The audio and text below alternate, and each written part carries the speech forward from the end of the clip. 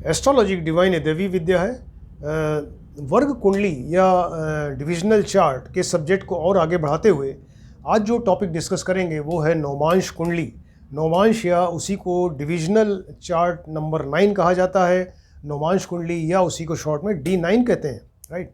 तो इसके पहले आपको बताया वर्ग कुंडली, ये होरा वर्ग कुंडली, जिसमें कि पाराशर ऋषि ने उसको एक राशि की वैल्यू जो 30 डिग्री है उसको 2 से डिवाइड करके होरा वर्ग कुंडली बनाई। और इसी तरह से दृष्काण वर्ग कुंडली के बारे में आपको बताया कि यानी एक राशि की वैल्यू 30 डिग्री उसको 3 से डिवाइड किया तो दृष्काण वर्ग कुंडली बनी। और ये आज जो नौमांश कुंडली है इसमें उन्होंने क्या किया कि 30 डिग्री को, एक राशि की वैल्यू 30 डिग्री को उन्होंने 9 से डिवाइड किया। तो 9 से डिवाइड करने से वो 3 डिग्री 20 मिनट आएगा। एक राशि में 30 डिग्री होती है और एक डिग्री में 60 मिनट्स होते हैं, राइट। एक डिग्री में 60 मिनट्स होते हैं, 60 मिनट।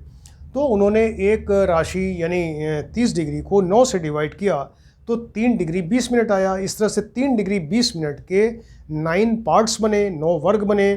तो उन वर्गों को उन्होंने नौमांश नाम दिया, राइट। इस तरह से 3 डिग्री 20 मिनट के 9 नौमांश बने। इसके मतलब कि एक राशि में 9 नौमांश होंगे और 3 डिग्री 20 मिनट के 9 नौमांश होंगे। एक राशि में 3 डिग्री 20 मिनट के 9 नौमांश होंगे। तो ये 9 नौमांश किस तरह से होंगे, देखिए। ये 0 डिग्री 30 डिग्री तो टोटल वैल्यू है। 0 से 3:20 के बीच का पहला पार्ट या पहला खंड, पहला नौमांश। 3:20 से 6:40 दूसरा। 6:40 से 10 डिग्री 3 नंबर खंड होगा। 10 से 13:20 चौथा पार्ट होगा। 13:20 से 16:40 पाँचवां पार्ट। और 16:40 से 20 डिग्री 6 और 20 से 23 डिग्री 7th पार्ट होगा। 23:20 से 26:40 8th पार्ट होगा। और 26:40 में अगर 3:20 और जोड़ दें तो 30 डिग्री होके ये 9th नौमांश या 9th पार्ट बनेगा, राइट। तो एक राशि में यानी 0 से 30 डिग्री के बीच में ये 9 नौमांश बनेंगे और हर एक की वैल्यू जो है 3 डिग्री 20 मिनट है। इस तरह से आप 3:20 जोड़ते जाइए तो एक के बाद ये एक, इस तरह से टोटल 9 नौमांश आ जाते हैं। ये इसकी वैल्यू क्या है, ये जो बताया कि इसकी वैल्यू ये है कि जन्म कुंडली यानी डिविजनल चार्ट 1 में जो लग्न या ग्रहों का जो भोगांश होगा, उनका भोगांश होता है डिग्री और मिनट्स में। तो जो भी भोगांश होगा वो भोगांश देखें और उनकी डिग्री क्या है, लग्न की या ग्रहों की D1 में यानी जन्म कुंडली में क्या डिग्री है और वो डिग्री यहाँ किस पार्ट में आ रही है, नौमांश के किस पार्ट में आ रही है। इसकी मदद से फिर वो D9 यानी जो नौमांश कुंडली है उसमें लग्न का भोगांश या ग्रहों का भोगांश पता चलेगा और वो नौमांश कुंडली बनेगी, राइट। तो मान लीजिए एग्जाम्पल के लिए D1 या ये जो जन्म कुंडली है इसमें लग्न का भोगांश किसी कुंडली में एग्जाम्पल है एक राशि 17 डिग्री 30 मिनट है, राइट। किसी जन्म कुंडली में जो लग्न का भोगांश है वो एक राशि 17 डिग्री और 30 मिनट है। इसका मतलब क्या हुआ, एक राशि के आगे 17 डिग्री 30 मिनट और जुड़ गया। इसके मतलब कि सेकंड राशि हो गई। जो जन्म कुंडली की जो लग्न राशि है क्या हुई, वो सेकंड राशि, नंबर 2 राशि या वृष राशि या टाउरस राशि हुई। अब हमको निकालना है कि ये लग्न का भोगांश जो D1 में है तो ये D9 में लग्न क्या होगी, यही निकालना है हमको कि D9 अगर कुंडली बनानी है तो जन्म कुंडली का लग्न यहाँ वृष राशि मालूम है। अब इससे हम कैसे निकालें कि वो नौमांश कुंडली का लग्न हमें मालूम हो जाए। तो इसके लिए ये आप देखिए इसकी वैल्यू देखनी पड़ेगी कि एक राशि है, एक राशि की वैल्यू कितनी 9, एक 9 नौमांश होते हैं तो 1 × 9 यानी 9 नौमांश हो गए। इस भोगांश में एक राशि के 9 नौमांश हो गए और उसके आगे 17 डिग्री 30 मिनट और है तो 17 डिग्री 30 मिनट। अब आप देखिए कि ये जो नौमांश वर्ग हैं इसमें किस पार्ट में आता है। तो ये 16:40 से 20 वाले में आ रहा है, देखिए, यानी 6th छठे पार्ट में, खंड में आ रहा है। तो ये 9 नौमांश पहले ही से थे और 6 नौमांश और जुड़ गए क्योंकि ये टोटल भोगांश इतना है। तो 9 में 6 अगर आप जोड़ देंगे तो टोटल 15 हो जाएगा, 15 हो जाएगा, राइट। तो 15 नौमांश हुए। अब चूँकि टोटल राशियाँ तो 12 ही होती हैं तो 12 से अगर हम इसको डिवाइड करेंगे तो एक बार तो पूरा गया और यहाँ 3 शेष बचा, जो शेष बचा 3 बचा। इसलिए D9 यानी नौमांश कुंडली की जो लग्न राशि होगी वो 3 नंबर होगी। देखिए D1 में यहाँ 2 थी और D9 में ये 3 नंबर आ जाएगी। उसी राशि से, उस राशि के लग्न के भोगांश से हमने ये D9 यानी नौमांश कुंडली का की लग्न राशि यहाँ निकाल लिया कि वो 3 नंबर आएगी और इसका लॉर्ड क्या होगा, बुध होगा। तो फिर से एक बार बताते हैं आपको कि लग्न का भूभांश डिविजनल चार्ट 1 या जन्म कुंडली में एक राशि 17 डिग्री 30 मिनट फॉर एग्जांपल है, और इसके लिए तो फिर ये राशि हो जाएगी, वहाँ लग्न राशि 2 नंबर होगी, टॉरस या वृक राशि। अब इसमें देखिए एक राशि की वैल्यू 9, एक राशि में 9 नौमांश होते हैं, तो 1 into 9 9 नौमांश हो गए। 17 डिग्री 30 मिनट अब बचता है, 17 डिग्री 30 मिनट ये इस पार्ट में आता है, देखिए 16:40 से 20 वाले में, यानी 6th नौमांश में आता है, 6th वर्ग में। तो ये 6 खंड हुए, तो अब 9 और 6 जोड़ दीजिए तो 15 हुए। 15 चूँकि राशियाँ 12 ही हैं तो 12 से डिवाइड करेंगे तो एक बार पूरा गया, शेष जो है वो 3 बचा। इसलिए D9 या नौमांश कुंडली का जो लग्न राशि होगी वो 3 नंबर होगी, या यहाँ देखिए D9 में 3 नंबर आ गई, या मिथुन राशि, इसका लॉर्ड जो है वो बुध होगा। इस तरीके से निकालते हैं। तो ये तो आपको लग्न का बताया, इसी तरह से बाकी ग्रहों का आप देख लीजिए कि बाकी ग्रहों के जो भूभांश होंगे और वो डिग्री किस खंड में आ रही है उसके हिसाब से वो ग्रह यहाँ बैठा दिए जाएंगे, तो ये D9 या नौमांश कुंडली बन जाएगी। अब ये तो पराशर ऋषि ने इस तरह से बताया कि ऐसे ये नौमांश कुंडलियाँ बना सकते हैं।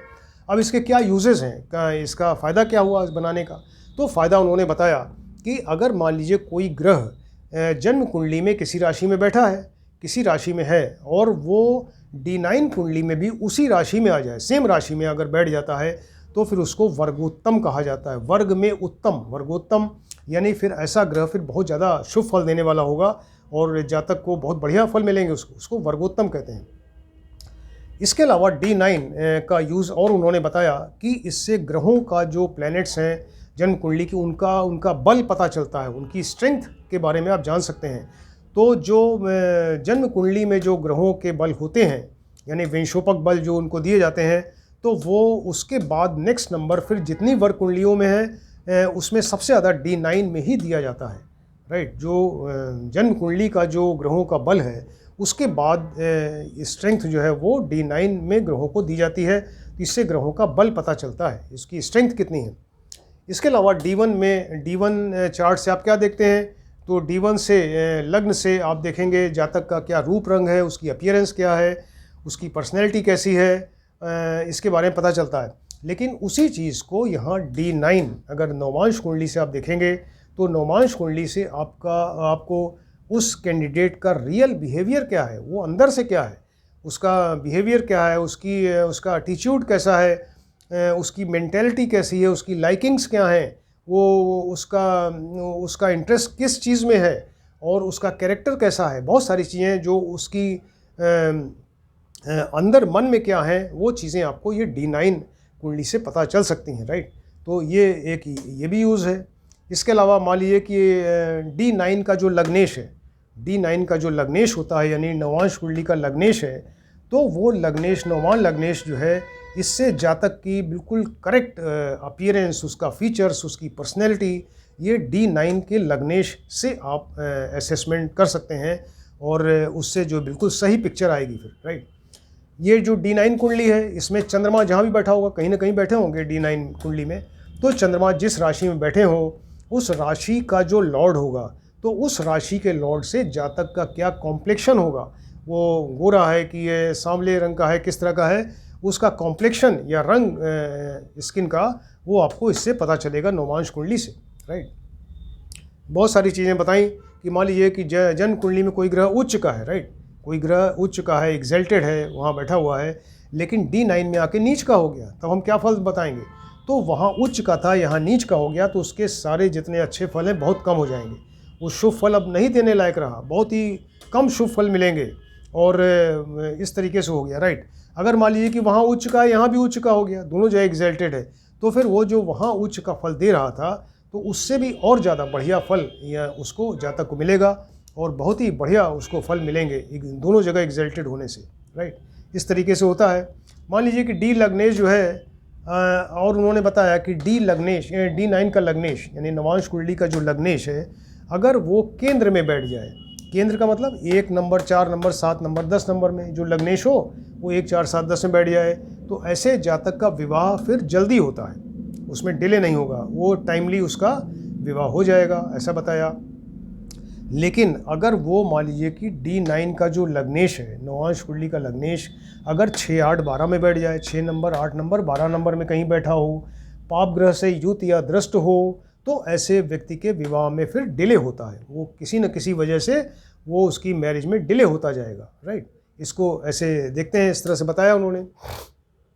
मान लीजिए कि D9 लग्नेश जो है वो ये नवमांश कुंडली में ही अगर शुभ ग्रहों से युत या दृष्ट है, D9 का जो लग्नेश है नवांश कुंडली में, वो शुभ ग्रहों की युति या दृष्टि उसके ऊपर है और वो उच्च का है या स्वग्रही है, तो ऐसे केस में फिर उसका विवाह, जातक का विवाह जो है बहुत ही सुंदर, सुशील और गुणी कन्या के साथ में होगा, राइट। अगर D9 का लग्नेश अगर वो शुभ ग्रहों से युत दृष्ट हो, उच्च का हो जाए, स्वग्रही हो जाए और वेल प्लेस्ड हो, अच्छी जगह बैठे, तो ऐसे व्यक्ति का विवाह फिर बहुत अच्छी कन्या के साथ, मतलब बहुत ही सुंदर, गुणी और सुशील कन्या के साथ में उसका विवाह होगा, राइट।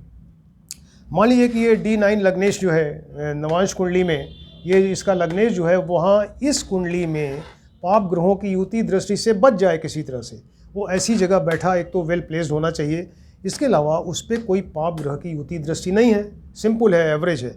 लेकिन वो और वर्ग कुंडलियों में और डिविजनल चार्ट्स में अगर आप देखें, वही सेम लग्नेश जो भी लॉर्ड होगा इसका लग्न का, तो वो लग्नेश जो है वो अगर शुभ ग्रह युत दृष्ट है, तो ऐसे व्यक्ति का विवाह फिर, उसका विवाह भी फिर सुंदर, सुशील और अच्छी कन्या के साथ में होगा, राइट। ये भी बताया कि D9 का लग्नेश, मान लीजिए D9 का लग्नेश वो भाग्येश के साथ हो, राइट।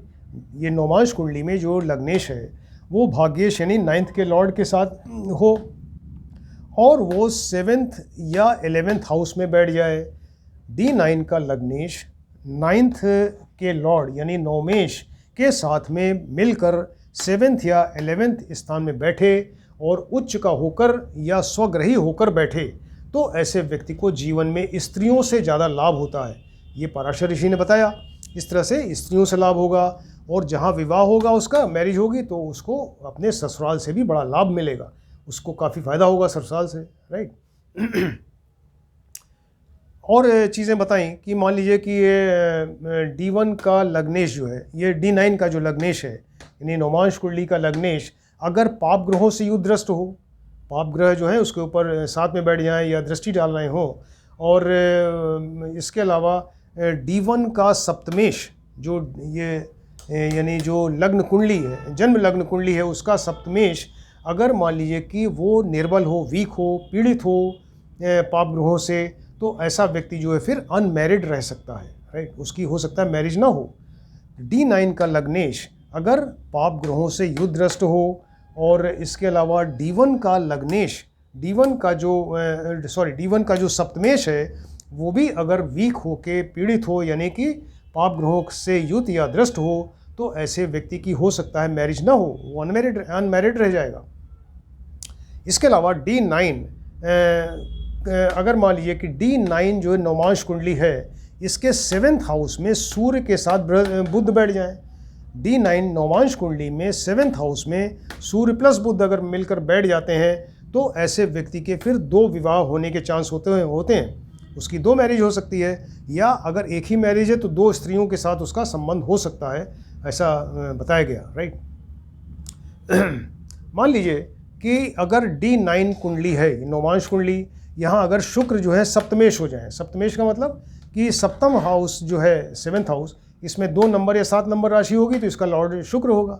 तो D9 यानी नवमांश कुंडली में ये 7th हाउस का लॉर्ड अगर शुक्र हो या वो लग्न में बैठकर, नवमांश कुंडली में लग्न में बैठकर 7th को देखता हो, तो ऐसे व्यक्ति के फिर ये ज़्यादा स्त्रियों के साथ में संबंध होते हैं, राइट। इस तरह से बताया। मान लीजिए कि D9 का लग्नेश जो है नीचे हो, शत्रु राशि में हो और पाप ग्रहों से युत दृष्ट हो, और अगर 6, 8, 12 में बैठ जाए, 6, 8, 12 में बैठ जाए, तो ऐसे जातक की जो वाइफ होगी, पत्नी होगी, वो दुख कष्ट देने वाली, क्लेश करने वाली, इस तरह की वो उसको वाइफ मिल सकती है, राइट। D9 का लग्नेश अगर यहाँ 6, 8, 12 में बैठे और पाप ग्रहों से युत दृष्ट हो, तो ऐसे व्यक्ति की फिर वाइफ जो है वो फिर दुख कष्ट देने वाली और कलेश करने वाली ऐसी स्त्री हो सकती है, राइट। ऐसे बहुत सारी चीज़ें बताई उन्होंने। D9 के बारे में और भी बताते हैं आपको कि D9 का लग्नेश मान लीजिए चंद्रमा हो, राइट। D9 का तो उन्होंने ये मतलब ये शादी से रिलेटेड, विवाह से रिलेटेड, स्त्री के बारे में, उसकी वाइफ के बारे में बहुत सारी चीज़ें बताई हैं। तो उसी को और आगे बताते हैं कि D9 का लग्नेश मान लीजिए, इसका जो लग्नेश है D9 का, वो अगर चंद्रमा है तो ऐसे व्यक्ति की वाइफ फिर बहुत सुंदर होगी। उसकी वाइफ बहुत सुंदर और फेयर कॉम्प्लेक्शन वाली होगी और बहुत ही मिलनसार होगी। यस, उसको यात्रा का शौक़ होगा, वो घूमने फिरने की शौकीन होंगी। इस तरह का मतलब जो चंद्रमा के कैरेक्टर्स हैं उसमें आएंगे। मान लीजिए कि वो बुध है यहाँ पे लग्नेश, नवांश कुंडली का लग्नेश अगर बुध बनता है यहाँ पे, तो ऐसे व्यक्ति की वाइफ क्या होगी फिर बहुत इंटेलिजेंट, उसमें बुध के कैरेक्टर्स आएंगे, इंटेलिजेंट होगी, पढ़ी लिखी होगी और बड़ी हंसमुख टाइप की होगी जो बुध का कैरेक्टर है। और इसके अलावा बहुत ही व्यवहार कुशल इस तरह की वाइफ उसकी होगी। मान लीजिए कि D9 का लग्नेश जो है वो गुरु है, यानी बृहस्पति है, तो ऐसे केस में गुरु के कैरेक्टर्स आएंगे उसकी वाइफ में। तो वो क्या होंगे, वो ऐसे व्यक्ति की वाइफ जो होगी बड़ी पतिव्रता टाइप की होगी और इसके अलावा रिलीजियस माइंडेड होगी और वो वेल एजुकेटेड हो सकती है और वो अच्छी फैमिली यानी एक रिच फैमिली से हो सकती है और घर के काम काज में बड़ी कुशल होगी, घर के काम काज में बड़ी एक्सपर्ट होगी, राइट। मान लीजिए कि D9 का लग्नेश अगर शुक्र है, तो अलग अलग ग्रहों से इस तरह से बताया कि अगर मान लीजिए D9 का जो लग्नेश है वो शुक्र बनता है, तो ऐसे व्यक्ति की वाइफ फिर बहुत सुंदर होगी और वो आर्ट्स है, म्यूज़िक है, जो शुक्र के कैरेक्टर्स हैं उसमें बहुत एक्सपर्ट होगी, आर्ट्स म्यूज़िक की शौकीन होगी। ये इस तरह के कैरेक्टर्स इसमें आएंगे, राइट। अब मान लीजिए कि अगर ये लग्नेश जो है सूर्य है, मंगल है, शनि है, राहु है, केतु अगर बनते हैं इस तरह के, राइट। अगर ये D9 का जो लग्नेश है, अगर वो यहाँ सूर्य मंगल शनि हो और राहु केतु अगर यहीं बैठ रहे हैं, मतलब राहु केतु की तो अपनी कोई राशि नहीं है, तो वो राहु केतु अगर यहीं बैठ जाएं या 7th में बैठ जाएं, तो ऐसे व्यक्ति की पत्नी जो होगी फिर वो या तो सर्विस में होगी या बिजनेस करती होगी और इसके अलावा वो बहुत ही पेशेंस वाली होगी, धैर्यवान होगी। यानी लाइफ में जिस समय दुख कष्ट आए या कोई ख़राब समय हो लाइफ में, तो उसमें बहुत ही धैर्य के साथ उसको सहन करने की शक्ति होगी और एक अच्छी एडमिनिस्ट्रेटर हो सकती है अगर सूर्य मंगल शनि वगैरह इसके लॉर्ड बनते हैं। और एक इसके अंदर उसके अंदर एक कंट्रोलिंग पावर और मैनेजमेंट की एक क्वालिटी होगी।